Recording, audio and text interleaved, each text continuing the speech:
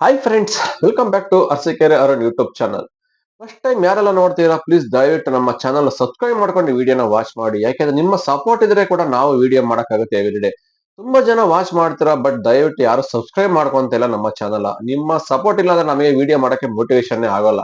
ಅದಕ್ಕೋಸ್ಕರ ನಾನು ತುಂಬಾ ಸರಿ ರಿಕ್ವೆಸ್ಟ್ ಮಾಡ್ತಾ ಇರ್ತೀನಿ ಪ್ರತಿಯೊಂದು ವಿಡಿಯೋದಲ್ಲಿ ಚಾನಲ್ ಪ್ಲೀಸ್ ಹೊಸದಾಗಿ ಯಾರೆಲ್ಲ ನೋಡ್ತೀರಾ ಸಬ್ಸ್ಕ್ರೈಬ್ ಮಾಡ್ಕೊಂಡು ವಿಡಿಯೋನ ವಾಚ್ ಮಾಡಿ. ಡೆಲಿವರಿ ಫೀಲ್ಡ್ ಆಗಿರ್ಬೋದು, ಬೈಕ್ ಟ್ಯಾಕ್ಸಿ ಬಗ್ಗೆನೇ ಆಗಿರ್ಬೋದು, ಏನೇ ಒಂದು ಹೊಸ ಅಪ್ಡೇಟ್ ಬಂದ್ರು ಎವ್ರಿ ಡೇ ನಾವು ತಿಳಿಸ್ಕೊಡ್ತಾನೆ ಇರ್ತೀವಿ. ಒಂದಲ್ಲ ಒಂದು ಮಾಹಿತಿನ ಕಲೆಕ್ಟ್ ಮಾಡಿ ಇಲ್ಲೇ ಬೈಕ್ ಟ್ಯಾಕ್ಸಿ ರೈಡರ್ಸ್ ರನ್ನೇ ಆಗಿರ್ಬೋದು, ಇಲ್ಲ ಬೈಕ್ ಟ್ಯಾಕ್ಸಿ ಏನಾದ್ರು ಒಂದು ಹೊಸ ಗವರ್ಮೆಂಟ್ ಇಂದ ರೂಲ್ಸ್ ಬಂದ್ರೆ ಏನೋ ಒಂದು ವಿಚಾರನ ಗೊತ್ತಿದ್ರೆ ನಮ್ಗೆ ಆದಷ್ಟು ಕಲೆಕ್ಟ್ ಮಾಡಿ ಮಾಹಿತಿನ ಕಲೆಕ್ಟ್ ಮಾಡಿ ನಿಮಗೆ ತಿಳಿಸ್ಕೊಡ್ತಾ ಇರ್ತೀವಿ. ಅದಕ್ಕೋಸ್ಕರ ನಿಮ್ಮ ಸಪೋರ್ಟ್ ಇದ್ರೆ ನಾವು ಕೂಡ ವಿಡಿಯೋ ಮಾಡಕ್ಕಾಗತ್ತೆ. ಹೇಗಂತ ಬನ್ನಿ ಸ್ನೇಹಿತರೆ, ವಿಡಿಯೋ ಸ್ಟಾರ್ಟ್ ಮಾಡೋಣ. ನಾನು ಇದಕ್ಕೆ ಹಿಂದೆ ಎಲ್ಲ ತುಂಬಾ ವಿಡಿಯೋಗಳು ಮಾಡಿ ಬಿಟ್ಟಿದ್ದೆ ಬೈಕ್ ಟ್ಯಾಕ್ಸಿ ಬಗ್ಗೆ. ಬೈಕ್ ಟ್ಯಾಕ್ಸಿ ಬಗ್ಗೆ ಯಾವ ತರ ಒಂದು ರೂಲ್ಸ್ ಅಂಡ್ ರೆಗ್ಯುಲೇಷನ್ ಫಾಲೋ ಮಾಡಬೇಕು, ಇದು ಫಾಲೋ ಮಾಡಿಲ್ಲ ಅಂದ್ರೆ ಎಷ್ಟು ಪ್ರಾಬ್ಲಮ್ ಎಲ್ಲ ಫೇಸ್ ಮಾಡ್ಬೇಕಾಗತ್ತೆ ಮುಂದಕ್ಕೆ ಅಂತ ಹೇಳಿದ್ದೆ. ಅದೆಲ್ಲ ಕೂಡ ನಾನು ಇನ್ನು ವಿವರಣವಾಗಿ ಹೇಳಿದ್ದೆ. ಬಟ್ ಇವಾಗ RTO ಅಧಿಕಾರಿಗಳು ಖಡಕ್ ಆಗಿ ಎಚ್ಚರಿಕೆ ಕೊಟ್ಬಿಟ್ಟಿದ್ದಾರೆ. ಏನ್ ಬೈಕ್ ಟ್ಯಾಕ್ಸಿ ರೈಡ್ ಮಾಡ್ತಾರ ಅವ್ರಿಗೆಲ್ಲರಿಗೂ ಏನ್ ಸಮಸ್ಯೆ ಆಗತ್ತೆ, ಏನ್ ಈ ತರ ಒಂದು ವಾರ್ನಿಂಗ್ ಕೊಟ್ಟಾರೆ ಅಂದ್ರೆ ಹೇಳ್ತೀನಿ ಬನ್ನಿ. ಇವಾಗ ಎಕ್ಸಾಂಪಲ್ ಒಂದು XYZ ಅನ್ನೋರು ಒಂದು ರಾಪಿಡೋ ಬೈಕ್ ಟ್ಯಾಕ್ಸಿನ ಒಂದು ರಿಜಿಸ್ಟ್ರೇಷನ್ ಮಾಡಿರ್ತಾರೆ ಅವ್ರ ಐಡಿನ. ಬಟ್ ಆ ವ್ಯಕ್ತಿ ಡ್ಯೂಟಿನೇ ಮಾಡಲ್ಲ. ಕರ್ನಾಟಕದ ಯಾವ್ದೋ ಒಂದು ಮೂಲೆಯಲ್ಲಿ ಇರ್ತಾನೆ ವ್ಯಕ್ತಿ, ಬಟ್ ಅವನ ಹೆಸರಲ್ಲಿ ರಾಪಿಡ್ ಐಡಿ ರಿಜಿಸ್ಟರ್ ಆಗಿರುತ್ತೆ.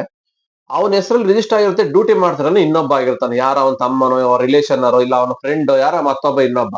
ಬೈಕು ಅವಂದಾಗಿರುತ್ತೆ, ಹೆಸರು ಅವಂದಿರುತ್ತೆ. ಬಟ್ ಇಲ್ಲಿ ಬೈಕೇ ಒಂದು ರನ್ ಆಗ್ತಾ ಇರುತ್ತೆ. ಬೇರೆ ಹೆಸರು ಡ್ಯೂಟಿ ಮಾಡ್ತಾನೆ ಒಬ್ಬ ಬೇರೆಯವರು. ಈ ತರ ಸಮಸ್ಯೆ ಜಾಸ್ತಿ ಆಗ್ತದೆ ಇತ್ತೀಚೆಗೆ. ಇದು ಇವತ್ತು ರೆಡ್ ಹ್ಯಾಂಡ್ ಆಗಿ ಹಿಡಿದು ಬಿಟ್ಟು ರಾಪಿಡೋ ಬೈಕ್ ಟ್ಯಾಕ್ಸಿ ರೈಡರ್ಸ್ ನ ಫುಲ್ ಮಾಹಿತಿ ಕಲೆಕ್ಟ್ ಮಾಡಿದ್ದಾರೆ. ಅವನ ಹತ್ರ DL ಇಲ್ಲ, 18 ಇಯರ್ಸ್ ಏಜ್. ಅವನದು ಗಾಡಿನೇ ಇಲ್ಲ ಅದು ರಿಜಿಸ್ಟರ್ ಆಗಿರೋದು. ಅವನ ಹೆಸರಲ್ಲಿ ಐಡಿನೇ ಇಲ್ಲ. ಪಕ್ಕ ಫುಲ್ ಪಿನ್ ಟು ಪಿನ್ ಎಲ್ಲಾ ಮಾಹಿತಿ ತಗಲಾಕೊಂಡಿದ್ದಾರೆ. ಅವನಿಗೆ ಕಾಲ್ ಮಾಡಿ ಕೇಳಿದಾಗ ಹೌದು ನಮ್ಮ ಹೆಸರಲ್ಲೇ ಐಡಿ ರಿಜಿಸ್ಟರ್ ಆಗಿದೆ, ನಮ್ಮ ಫ್ರೆಂಡ್ಗೆ ಕೊಟ್ಟಿದ್ದೀವಿ ಗಾಡಿನ, ಅವ್ರು ತಗೊಂಡು ಹೋಗಿದ್ದಾರೆ ಡ್ಯೂಟಿ ಮಾಡ್ತಾ ಇದ್ದಾರೆ ಅಂತ RTO ಅಧಿಕಾರಿಗೆ ಕಾಲ್ ಮಾಡಿ ಹೇಳಿದ್ದಾರೆ. ಇಮಿಡಿಯೇಟ್ RTO ಅಧಿಕಾರಿಗಳು ಒಂದೇ ಮಾತು ಹೇಳಿದ್ದು, ಈ ವ್ಯಕ್ತಿದು ಗಾಡಿ ಸೀಸ್ ಮಾಡ್ತಾ ಇದೀವಿ. ಏನೇ ಇದ್ರು ನೀನ್ ಬಂದ್ಬಿಟ್ಟು ಪೊಲೀಸ್ ಸ್ಟೇಷನ್ ಅಲ್ಲಿ ಮಾತಾಡ್ಬೇಕು, ನೀವು ಇಬ್ರು ಬಂದು ಗಾಡಿ ಬಿಡಿಸ್ಕೊಂಡು ಹೋಗ್ರಪ್ಪ. ನೀವ್ ಯಾರು ನಿಮಗೆ ಪರ್ಮಿಷನ್ ಕೊಟ್ಟಿದ್ದು ಈ ತರ ಡ್ಯೂಟಿ ಮಾಡಕ್ಕೆ? ಒಂದು ಬೈಕ್ ಟ್ಯಾಕ್ಸಿಗೆ ಜಾಯಿನ್ ಆಗಿದ್ದಾರೆ ಅಂದ್ರೆ ನೀವೇ ಡ್ಯೂಟಿ ಮಾಡ್ಬೇಕಲ್ವಾ? ಕರೆಕ್ಟ್ ಇದೆ ಅವ್ರು ಕೇಳಿದ್ದು, ತಪ್ಪಲ್ಲ ಅಂತ ಕರೆಕ್ಟ್ ಇದು. ಯಾರ ಹೆಸರಲ್ಲಿ ಐಡಿ ರಿಜಿಸ್ಟರ್ ಆಗುತ್ತೆ ಅವರೇ ಡ್ಯೂಟಿ ಮಾಡ್ಬೇಕು. ಅದೇ ನಂಬರ್ ಗಾಡಿ ಓಡಿಸ್ಬೇಕು. ಅವ್ರ ಹತ್ರ DL ಇರ್ಬೇಕು, ಆ ಬೈಕಿಗೆ RC ಇರ್ಬೇಕು, ಡಾಕ್ಯುಮೆಂಟ್ಸ್ ಎಲ್ಲ ಕರೆಕ್ಟ್ ಆಗಿರ್ಬೇಕು, ಇನ್ಸೂರೆನ್ಸ್ಗಳು. ಒಂದು ಹೆಚ್ಚು ಕಮ್ಮಿ ಆದ್ರೂ ಏನಾರು ಇನ್ ಕೇಸ್ ಬೈಕ್ ಟ್ಯಾಕ್ಸಿ ನಿಮ್ಗೆ ಏನಾರು ಆಗ್ಬೋದಿಲ್ಲ, ಪ್ಯಾಸೆಂಜರ್ ಏನಾರು ಆದ್ರೆ ಯಾವ್ದು ಇನ್ಸೂರೆನ್ಸ್ ಕ್ಲೈಮ್ ಆಗಲ್ಲ, ಏನು ಪ್ರಾಬ್ಲಮ್ ಸಾಲ್ವ್ ಮಾಡಕ್ ಆಗಲ್ಲ. ಯಾಕಂದ್ರೆ ಈ ತರ ಘಟನೆಗಳು ತುಂಬಾ ಸುಮಾರು ನಡೀತದೆ ಇವಾಗ. ಯಾರೋ ಬೈಕ್ ಟ್ಯಾಕ್ಸಿ ಯಾರ ಹೆಸರಲ್ಲ ಒಂದು ಡಾಕ್ಯುಮೆಂಟ್ಸ್ ಇದ್ರೆ ಸಾಕು, ಅದು RC ಇನ್ಸೂರೆನ್ಸ್ ಇದ್ರೆ ಸಾಕು, ಅವ್ರ ಹೆಸರಲ್ಲಿ ರಿಜಿಸ್ಟರ್ ಮಾಡ್ಬಿಡ್ತಾರೆ. ಆಧಾರ್ ಕಾರ್ಡ್ ಪಾನ್ ಕಾರ್ಡ್ ಕೊಟ್ಬಿಟ್ಟು ಎಲ್ಲ ಆನ್ಲೈನ್ ಅಲ್ಲಿ ಆಗೋಗ್ಬಿಡುತ್ತೆ. ನಂತರ ಆ ವ್ಯಕ್ತಿ ಡ್ಯೂಟಿನೇ ಮಾಡಲ್ಲ, ಇನ್ನೊಬ್ರು ಯಾರೋ ಮೊಬೈಲ್ ನಂಬರ್ ಎಕ್ಸ್ಚೇಂಜ್ ಮಾಡ್ಕೊಂಡ್ಬಿಟ್ಟು OTP ತಗೊಂಡು ಇವ್ರು ಡ್ಯೂಟಿ ಮಾಡ್ತಾ ಇರ್ತಾರೆ. ಈ ತರ ಸುಮಾರು ಇವತ್ತು ಬೈಕ್ ಟ್ಯಾಕ್ಸಿ ರೈಡರ್ಸ್ ಬೆಂಗಳೂರಲ್ಲಿ ಬೇಜಾನ್ ಮಾಡ್ತಾ ಇದ್ದಾರೆ, ಓಲಾ ಊಬರ್ ರಾಪಿಡೋದಲ್ಲಿ. ಬರೀ ಬೈಕ್ ಟ್ಯಾಕ್ಸಿ ಬೈಕಲ್ಲೇ ಅಂತ ನಾವ್ ಹೇಳ್ತಾ ಇಲ್ಲ, ಬೈಕಲ್ಲಿ ಆಗ್ತಾ ಇದೆ, ಆಟೋದಲ್ಲಿ ಆಗ್ತಾ ಇದೆ, ಕ್ಯಾಬ್ ಅಲ್ಲಿ ಆಗ್ತಾ ಇದೆ, ಸುಮಾರು ಜನ ಮಾಡ್ತಾ ಇದಾರೆ. ಎಷ್ಟೋ ಸರಿ ನಾವು ಒಂದೊಂದ್ಸಲಿ ಬುಕ್ ಮಾಡಿ ನೋಡ್ತೀವಲ್ವಾ, ಆ ಬುಕ್ಕಿಂಗ್ ಅಲ್ಲೇ ಒಂದ್ ಹೆಸರು ಗಾಡಿ ನಂಬರ್ ಇರುತ್ತೆ, ಆ ವ್ಯಕ್ತಿ ಬರ್ತಕ್ಕಂಥ ಗಾಡಿ ನಂಬರ್ ಪ್ಲೇಟ್ ನಂಬರ್ ಚೇಂಜ್ ಇರುತ್ತೆ. ಈ ತರ ಸಮಸ್ಯೆ ಜಾಸ್ತಿ ಆಗ್ತಾ ಇದೆ. ಇದಕ್ಕೆಲ್ಲ ಕಡಿವಾಣ ಹಾಕ್ಬೇಕಂತೇಳಿ RTO ಅಧಿಕಾರಿಗಳು ಖಡಕ್ ಆಗಿ ವಾರ್ನಿಂಗ್ ಕೊಟ್ಬಿಟ್ಟಿದ್ದಾರೆ. ಯಾರು ಡ್ಯೂಟಿ ಮಾಡ್ತಿದ್ರೆ ಅವ್ರ ಹೆಸರಲ್ಲೇ ಇರ್ಬೇಕಪ್ಪ ಗಾಡಿ, ನಿಮ್ಮ ಹೆಸರಲ್ಲೇ ಐಡಿ ಕ್ರಿಯೇಟ್ ಆಗಿರ್ಬೇಕು, ಆ ಕಂಪ್ನಿ ನೀವೇ ಜಾಯಿನ್ ಆಗಿರ್ಬೇಕು. ಹಂಗಿದ್ರೆ ಮಾತ್ರ ಡ್ಯೂಟಿ ಮಾಡ್ಬೇಕು. ನಿಮ್ಮ ಹತ್ರ DL ಇರ್ಬೇಕು, ಎಲ್ಲ ಇರ್ಬೇಕು. ಇಲ್ಲಾಂದ್ರೆ ಯಾವ್ದೇ ಕಾರಣಕ್ಕೂ ಗಾಡಿ ಹಿಡಿದ್ರೆ ಬಿಲ್ಕುಲ್ ನಿಮ್ ಗಾಡಿನೇ ಕೊಡಲ್ಲ ಅವರು. ಕಂಪ್ಲೀಟ್ ಗಾಡಿ ಸ್ಪಾಟ್ ಅಲ್ಲೇ ಸೀಸ್ ಆಗ್ತಾ ಇದೆ. ಯಾಕಂದ್ರೆ ಈ ವಿಷಯಗಳ ಬಗ್ಗೆ ನಾನು ತುಂಬಾ ವಿಡಿಯೋಗಳು ಮಾಡಿಬಿಟ್ಟಿದ್ದೀನಿ, ತುಂಬಾ ಸರಿ ಹೇಳ್ತಾ ಇರ್ತೀನಿ. ಇದು ತುಂಬಾ ಕೇರ್ಫುಲ್ ಆಗಿರ್ಬೇಕು. ಮುಂದಿನ ದಿನಗಳಲ್ಲಿ ಇದೆಲ್ಲ ಪ್ರಾಬ್ಲಮ್ ಆಗುತ್ತೆ ಅಂತ ಇವಾಗ ಕರೆಕ್ಟ್ ಆಗಿ ಅವರೇ ಎಚ್ಚರಿಕೆ ಕೊಡ್ತಾ ಇದ್ದಾರೆ.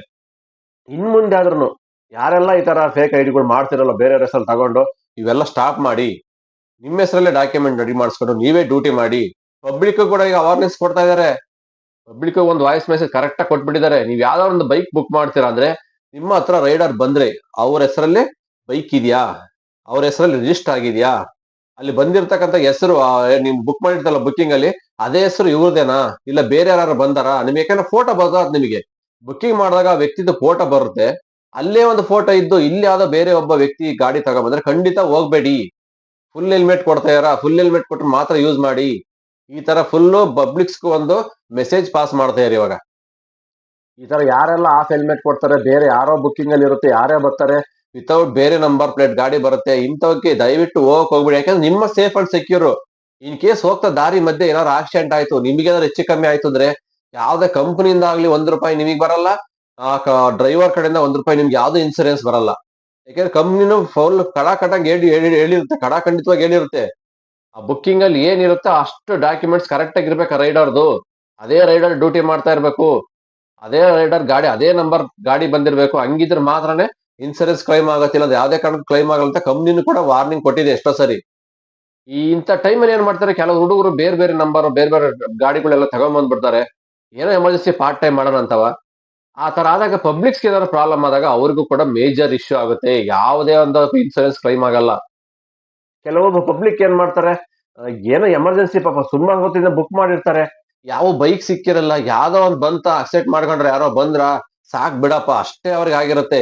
ಅಲ್ಲಿ ಯಾವ ಡ್ರೈವರ್ ಬಂದಾನೆ, ಯಾವ ನಂಬರ್ ಪ್ಲೇಟ್ ಇದೆ, ತಲೆನೇ ಕೆಡಿಸ್ಕೊಳಲ್ಲ. ಯಾಕಂದ್ರೆ ಸುಮಾರು ಜನ ನಾವು ಬುಕ್ ಮಾಡಿದಾಗ ಹೇಳ್ತಾರೆ, ಸರ್ ಆ ಗಾಡಿ ಸರ್ವಿಸ್ ಬಿಟ್ಟಿದೀನಿ ಸರ್, ಅದು ಹಳೆ ಗಾಡಿ, ಇಲ್ಲ ಹಳೆ ಗಾಡಿ ಅದು ಸೇಲ್ ಮಾಡ್ಬಿಟ್ಟೆ, ಇದು ಹೊಸ ಗಾಡಿ ತಗೊಂಡೆ, ನಂಬರ್ ಪ್ಲೇಟ್ ಚೇಂಜ್ ಮಾಡಿಲ್ಲ. ಈ ತರ ರೀಸನ್ಗಳು ಬೇರೆ ಬೇರೆ ಕೊಡ್ತಾ ಇರ್ತಾರೆ.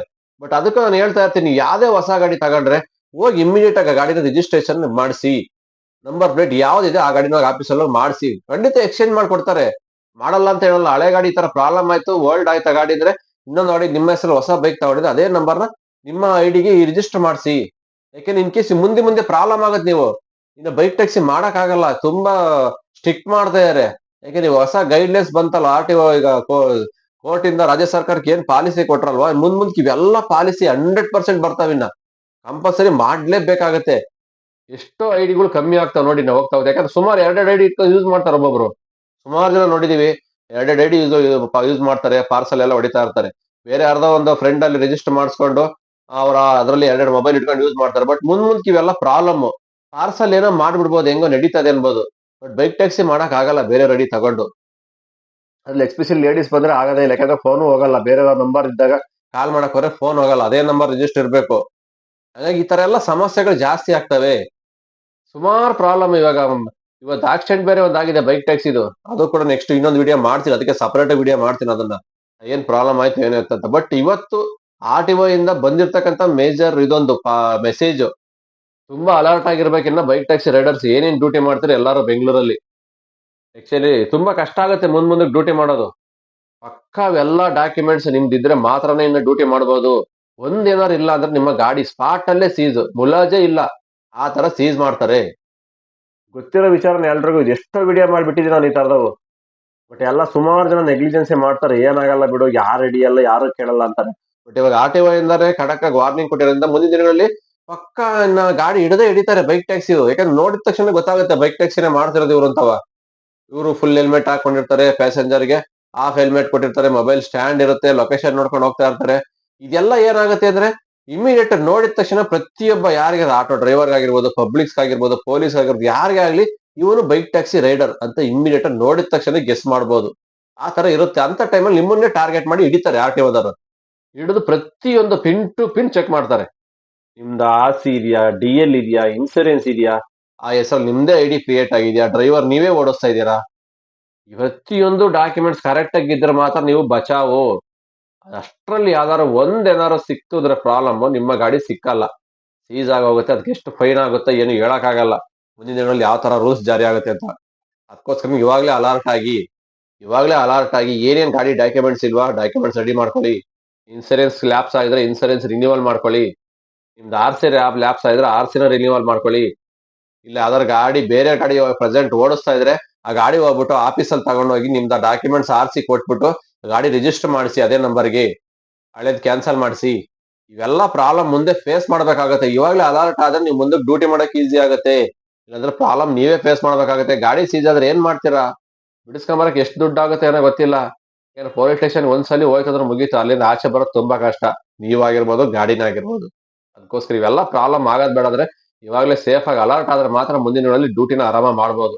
ಪ್ರೆಸೆಂಟ್ ಇವಾಗ ಬಂದಿರತಕ್ಕಂಥ ಮಾಹಿತಿ ನಾವು ತಿಳಿಸ್ಕೊಟ್ಟಿದೀವಿ, ನಮಗೆ ಗೊತ್ತಿರೋಷ್ಟು ಹೇಳಿದೀವಿ. ಇದಕ್ ಮೇಲೆ ಫಾಲೋ ಮಾಡೋದು ಬಿಡೋದು ನಿಮಗ್ ಬಿಟ್ಟಿದ್ದು. ನಮ್ಮ ಅನಿಸಿಕೆ ಹೇಳಿದ್ವಿ ಫ್ರೆಂಡ್ಸ್. ನಿಮ್ಮ ಅನಿಸಿಕೆನ ಕಮೆಂಟ್ ಬಾಕ್ಸ್ ತಿಳಿಸಿ. ಮತ್ತೆ ಸಿಗ್ತೀನಿ ಮುಂದಿನ ವಿಡಿಯೋದಲ್ಲಿ. ಅಲ್ಲಿವರೆಗೂ take care, bye bye, have a nice day. ಜೈ ಹಿಂದ್, ಜೈ ಕರ್ನಾಟಕ ಮಾತೆ.